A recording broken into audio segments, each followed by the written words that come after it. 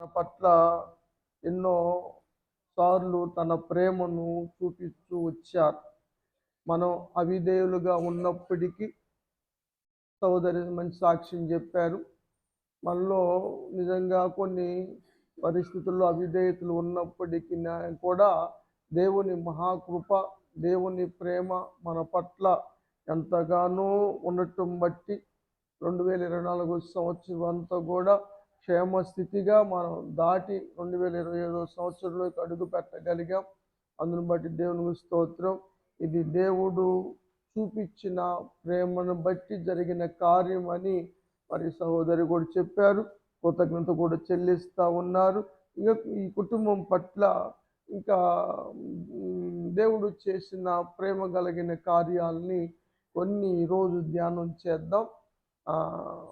ఇది first part అనుకోండి. Second part సోమవారం నాడు అమ్మాయి స్వర్ణ వాళ్ళ ఇంటి దగ్గర చెప్తాను. జ్ఞాపకం పెట్టుకోండి, ఎందుకంటే టైము సరిపోదు. మరి అర్పణ కూడా ఉంది కాబట్టి కొద్ది నిమిషాలు చెప్పడానికి ప్రయత్నం చేస్తాను.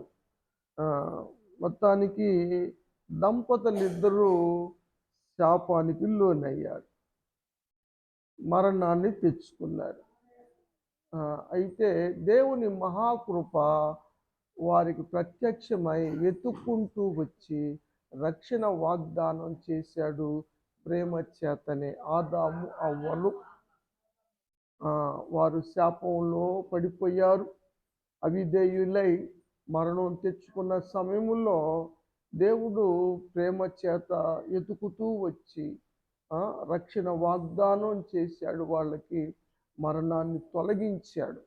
అది దేవుడు ఆ దంపతుల పట్ల చూపిన ప్రేమ కలిగిన కార్యము. అలాగే ఈ కుటుంబానికి కూడా దేవుడు తన ప్రేమ కలిగిన కార్యాన్ని చూపించినట్లుగా మనం చూస్తాం.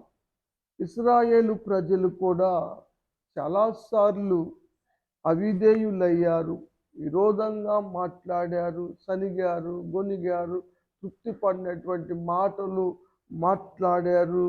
అయినప్పటికీ కూడా ఆఖరికి బిలాము చెప్పిన సలహా పాటించారు, శాపం తెచ్చుకున్నారు.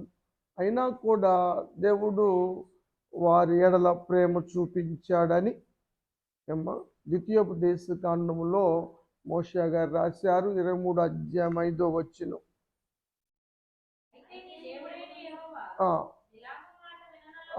బిలాము మాట వినలేదు, ఎందుకంటే ప్రేమించాడు కనుక దేవుడని యెహోవా నీ నిమిత్తము శాపమును ఆశీర్వకరంగా మార్చాడు. ఎందుకో తెలుసా? ప్రేమ చేత. దేవునికి స్తోత్రం. ఈ కుటుంబం మీదైనా సరే, మన సంఘ సభ్యుల మీదైనా సరే ఉన్నటువంటి ప్రతి శాపాన్ని దేవుడు తన ప్రేమ చేత ఆశీర్వకరంగా మార్చునుగా. దేవునికి స్తోత్రం.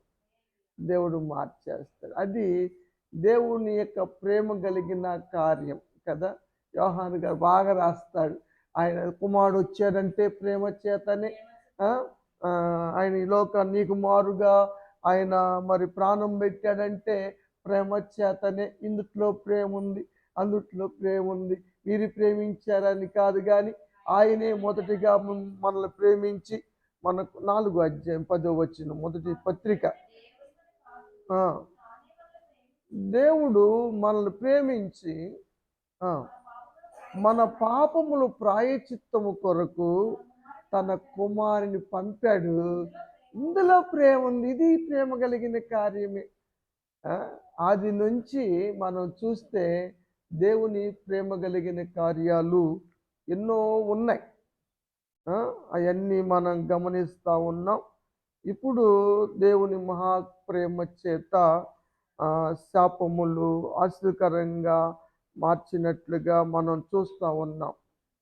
హిజ్కియా పట్ల కూడా దేవుడు ప్రేమ కలిగిన కార్యాన్ని చేశాడని హిజ్కియా గారు రాశాడు.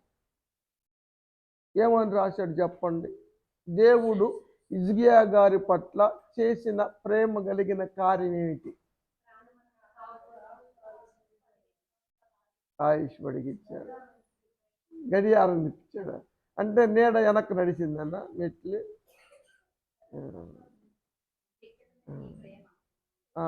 యెషయా గ్రంథం 38 లాస్ట్లో, నీ ప్రేమ చేత నా ప్రాణమును నాశనమును గోతి నుండి విడిపించింది. దేవునికి స్తోత్రం. ఈరోజు సజీవులుగా ఉన్నారంటే దేవుని ప్రేమే. లేకపోతే గోతిలో ఉండవలసినటువంటి హిజ్కియా సజీవు లెక్కలో ఉన్నాడంటే, హిజ్కియా అయినా నువ్వైనా నేనైనా ఎవరైనా సరే ఈరోజు సజీవులుగా ఉన్నామంటే దేవుని ప్రేమే. ఇది దేవుని ప్రేమ కలిగిన కార్యము. హిజ్కియా చెబుతాడు, అయ్యా నీ ప్రేమ చేత నా ప్రాణాన్ని నాశనమని గోతి నుండి విడిపించావయ్యా, లేకపోతే గోతిలో ఉండాల్సిన వాళ్ళం మేము కదా. చదువమ్మ. నా పాపములను పారవేసావయ్యా, నా పాపాన్ని బట్టి శిక్షించలేదు. నాలో అవిధేయత ఉంది, నిజమే, నేను గర్వించాను, నేను అతిశయపడ్డాను, కానీ నువ్వు ప్రేమ చూపి నన్ను మరణానికి అప్పగించలేదు నాయనా. నా పాపాన్ని క్షమించావు, పారవేశావు నైనా. ఇది నీది ఎంత ప్రేమయ్యా అంటున్నాడు హిజ్కియా. చదవము. అదే పాపము క్షమించబడకపోతే, ఆ శిక్ష అన్నది కలగకపోతే, ఆ బాధ అన్నది అనుభవించకపోతే పాతాళానికి వెళ్ళవలసి వచ్చేది. కాబట్టి మరణములో పాతాళములో ఉంటే ఎవరు స్తుతించేవాళ్ళు? ఎవరు బాధలో వాళ్ళు ఉండేవారు, ఎవరి బాధల్లో ఎవరి ఏడుపులో వాళ్ళు ఉండేవారు. కానీ ఈరోజు నన్ను సజీవు లెక్కలో ఉంచావు నాయనా. ఈ దినము నేను సజీవుడిగా ఉండి నీ ప్రేమ కలిగిన కార్యాన్ని చెబుతూ స్తుతిస్తా ఉన్నా.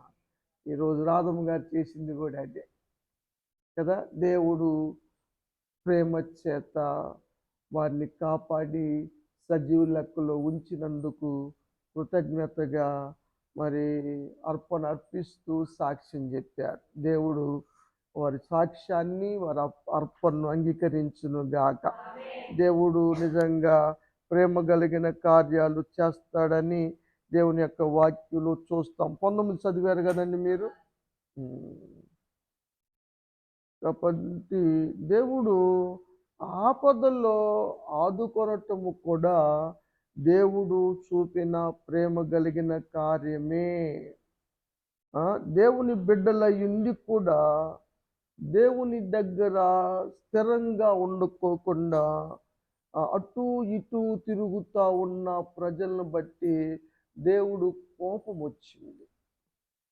కోపం వచ్చినప్పుడు ఆ పాస్టర్ గారితో చెప్పాడు, నువ్వు వాళ్ళ కోసం ప్రార్థన చేయమాక, ప్రార్థన చేయొద్దు, వాళ్ళకి ఆపద వస్తుంది కదా, అప్పుడు వాళ్ళే ప్రార్థన చేస్తారు, అందాక నువ్వు ప్రార్థన చేయమాక. ఒకవేళ వాళ్ళ ఉపవాసం ఉండి ప్రార్థన చేసి అర్పణ అర్పించినా కూడా నేను కూడా తీసుకోను, నేను కూడా అంగీకరించను అన్నాడు. కానీ ఆపదొచ్చినప్పుడు ఆయనే ఆదుకున్నాడు. వాళ్ళ అర్పణ ఆయన అంగీకరించాడు, వారిని దీవించాడు. ఇది దేవుడు ఇర్మియాకు చెప్పిన మాట. ఇర్మియా గ్రంథంలో చూద్దాం, 14వ అధ్యాయము 10వ వచనం.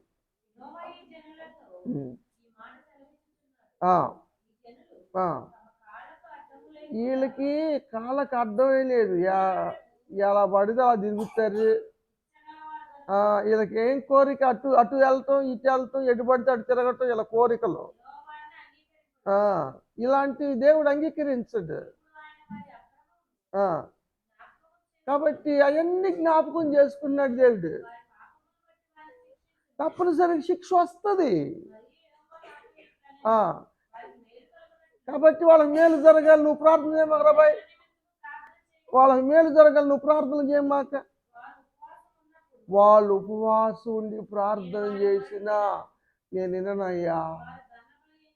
వాళ్ళు దహన బలిచ్చినా, నైవేద్యం అర్పించినా నేను అంగీకరించనయ్యా అని దేవుడు చెప్పాడు. కానీ కష్టం వచ్చినప్పుడు మళ్ళీ ప్రేమ గుర్తొచ్చింది. ప్రేమతో ఆదుకున్నాడు, అపాయాన్ని తప్పించాడు. ఆయనే ప్రార్థన ఆలకించాడు. వాళ్ళు మొరని విన్నాడు, వాళ్ళ అర్పణ అంగీకరించాడు. దేవునికి స్తోత్రం. ఒకసారి మనం అంటాం కదా, పిల్లల మీద కోపం వచ్చినప్పుడు వాడిని పట్టించుకొని నేను వాడి విషయంలో అసలు నేను శ్రద్ధ తీసుకోను అసలు అని అంటాం. కానీ తర్వాత ఏదన్నా బిడ్డకి బాధ అనిపిస్తే ప్రేమ అన్నది వస్తుంది. నిజంగా దేవుడు ఏమ్మా అంతే కదమ్మా, మరి ప్రేమే అది ప్రేమ. మన కోపంలో ఎన్ని తీర్మానాలు చేసుకున్నా, ఎన్ని అనుకున్నా ప్రేమ ఆగదు. ఆ సమయానికి, ఆ సమయంలో దేవుడు పరుగున వస్తాడు కదా.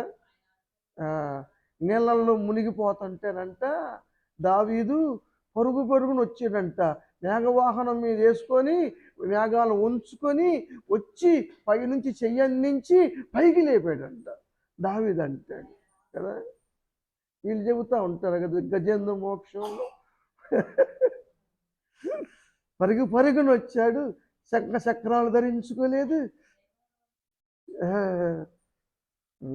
దేవునికి స్తోత్రం. అంటే దేవుని ప్రేమ భక్తుల ఎడల అలా ఉంటుంది అని ఎవరి నమ్మకాలు బట్టి, ఎవరి విశ్వాసాలు బట్టి వారు అనుకుంటూ ఉంటారు కదా. దేవునికి స్తోత్రం. దేవుడు మితిలేని ప్రేమ గలవాడు. అయినా ఇరిమియా ఊరుకున్నాడా? ప్రార్థన చేస్తూ ఉన్నాడు. మోషే తప్పుకో, వీళ్ళు ఎట్టబడితే అట్లా మాట్లాడుతున్నారు, తిరుగుబాటు చేస్తున్నారు, లెక్కలేని తలంగా చేస్తున్నారు, నువ్వు తప్పుకో. నీ మీద విరోధంగా మాట్లాడుతుంటే ప్రతిదానికి ప్రార్థన చేసేది నువ్వు, కాపాడేది నువ్వు, వారి అవసరాలు తీర్చేది నువ్వు, ప్రతిదానికి చేతులు చాపేది నువ్వు. నీ మీద వాళ్ళు తిరుగుబాటు చేస్తూ ఉంటే నువ్వేందా తప్పుకో నువ్వు అంటే వాళ్ళు నశింపజేస్తానంటే మోషే అడ్డుపడ్డాడు. ఏంటి ప్రభువా? 106 కీర్తనలో చూద్దాం. 23వ వచనం చదువు. నేను నశింప చేస్తాను.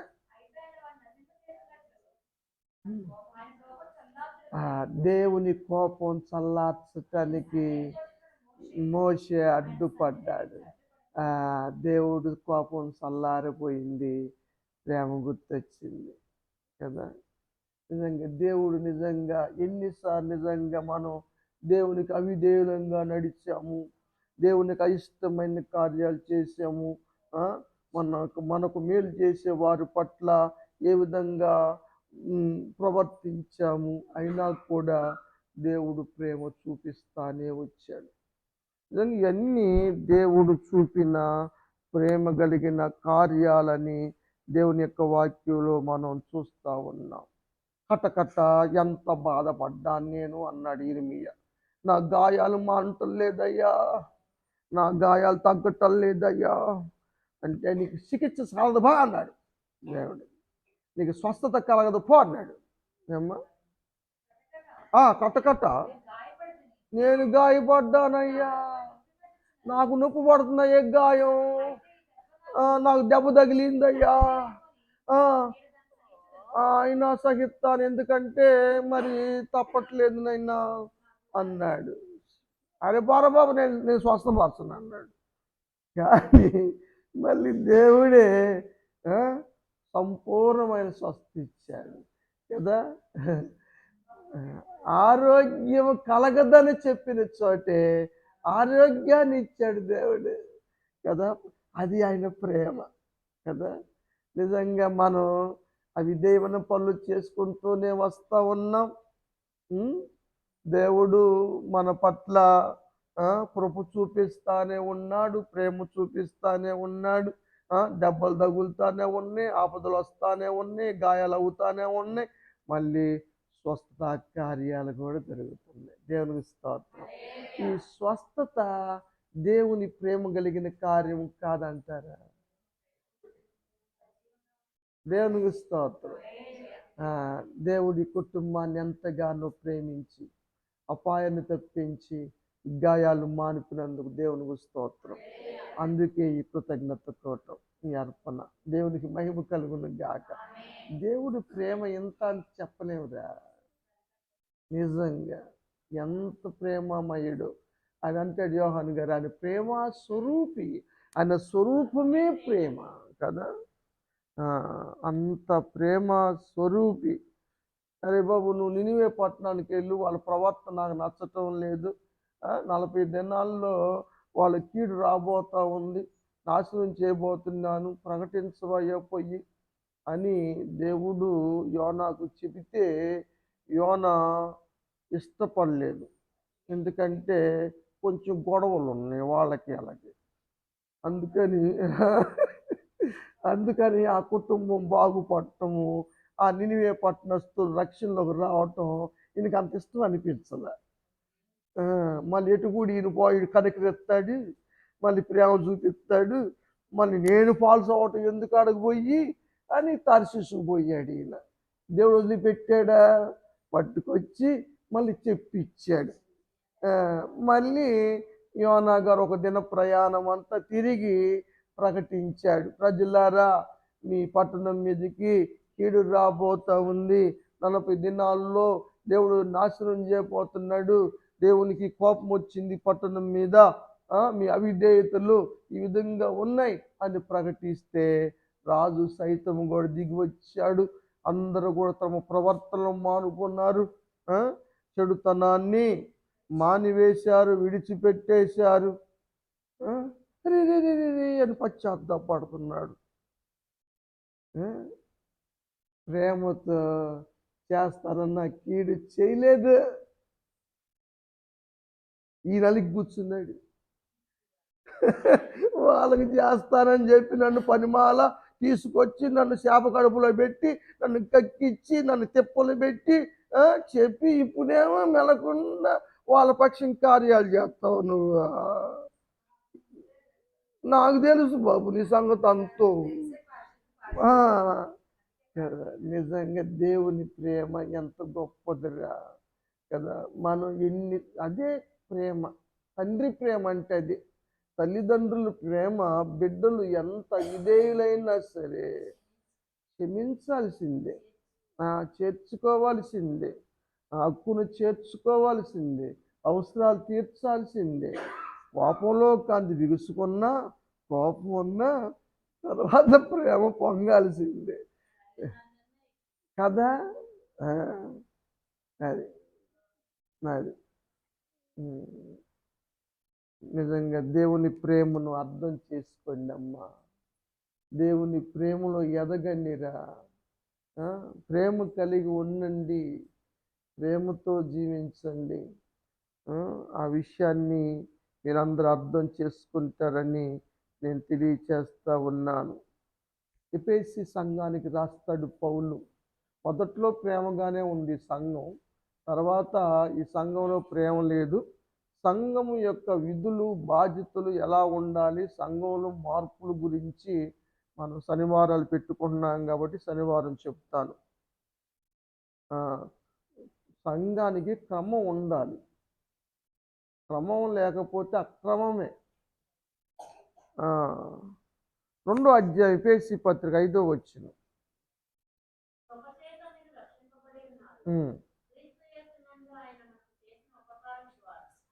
కాదమ్మా, మనము అపరాధముల చేత ఉన్నాం, మన మీద మరణం ఏళ్తుంది, పరిపాలన చేస్తుంది. కానీ అప్పుడు సైతము కూడా మన ఎడల ఆయన ఏం చూపించాడంటే మహాప్రేమ చూపించాడు, బతికించాడు. క్రీస్తుని బట్టి బతికాను. క్రీస్తు చేత మనం బతికించబడ్డాం. ఆయన మన కోసం ప్రాణం పెట్టాడు. ఏ తల్లిదండ్రులు బిడ్డ కోసం ప్రాణం పెడతారు? కపుర్లే కానీ. ఏసై పెట్టాడు. యేసయ్య అంత ప్రేమ ఎవరి దగ్గర ఉందరా? యేసయ్య అవిధేయులకు కూడా ప్రేమ చూపిస్తున్నాడు దేవుడు. అందరికి ఉపకారం చేస్తున్నాడు ఆయన. అందరి కోసం కూడా క్రయధనం చెల్లించాడు ఆయన. విమోచన క్రయధనం చెల్లించాడు ఆయన. ఆయన ప్రేమ ఎంత గొప్పదో ఈ రాత్రి మీరు గమనించాలని దేవుని యొక్క వాక్యం తెలియచేస్తూ ఉంది. మానవులమైన మనము ప్రేమించబద్ధులమై ఉన్నప్పటికీ మనం ప్రేమించటం లేదు దేవుణ్ణి. నిజంగా దేవుణ్ణి సరిగా ప్రేమించే వాళ్ళమైతే దేవుని పనుల్లో మనం ఎలా ఉంటామో ఉరుకులు పెడతాం. సరే, 109వ కీర్తనలో 2 మాటలు చెప్పి ముగిస్తాను. 4వ వచనం చదువుదాం. దేవుడేమో ప్రేమ చూపిస్తూ ఉంటే విశ్వాసులేమో పగలు చూపిస్తున్నారు. మరి ప్రార్థన నా మీద పగబట్టి నాకు విరోధంగా తిరుగుతుంటే ఎలా కోసం ఎందుకు ప్రార్థన చెయ్యాలి అని భీష్మించుకున్నాడా? చనిపోతా కూడా ప్రార్థనే. అయ్యా, వీళ్ళు ఏం చేస్తున్నారో వీళ్ళకి తెలియటం లేదు నాయనా, వీళ్ళని క్షమించు. ప్రార్థన చివరి దశలో కూడా మానలేదు. సిలువకి ఎక్కించినా మానలేదు. సిలువకి ఎక్కించిందేవారు? వీళ్ళు కదా, మనం కదా. నేను మేలు చేస్తా ఉన్నాను కానీ వీళ్ళు కీడు చేస్తున్నారు. నేను చూపిన ప్రేమకు ప్రతిగా మారుగా నన్ను ద్వేషిస్తున్నారు. నేను గెడతలేదు అంతే కదా. మరి మన అవిధేయులైన ప్రతిసారి అని సిలివేసినట్టే కదా. ఎన్నిసార్లు అయినా ఆయన ప్రేమ చూపటం మానలేదు. లోబడినోళ్ళని కోసం, లోబడే వాళ్ళ కోసం కాదు, లోబడినోళ్ళని వారి కోసం ఆయన హస్తాలు చాపి ఉంచుతున్నాడు. ఇది కదా ప్రేమ. ఆయన ప్రేమ కొలవలేనిది. అలా జీవిస్తే దేవుడు క్రైస్తవ జీవితంలో శ్రమలు ఎందుకు అనుమతిస్తాడు అన్నది ఒక క్వశ్చన్. పరీక్షించటానికి, అవిధేయతలు సరి చేసుకుంటానికి, పరలోకానికి అర్హుడుగా చేయటానికి, తన బిడ్డగా చేసుకుంటానికి, సరిదిద్దుబాటు చేసుకుంటానికి. అలా దిద్దుకోకపోతే సాతాను వచ్చి పక్కన నుంచుంటుందంట, తెలుసా? చదువమ్మా అక్కడ 109వ కీర్తనలోనే. అపవాది వచ్చి వాళ్ళు ఎటు పోతే అటు పోయింది.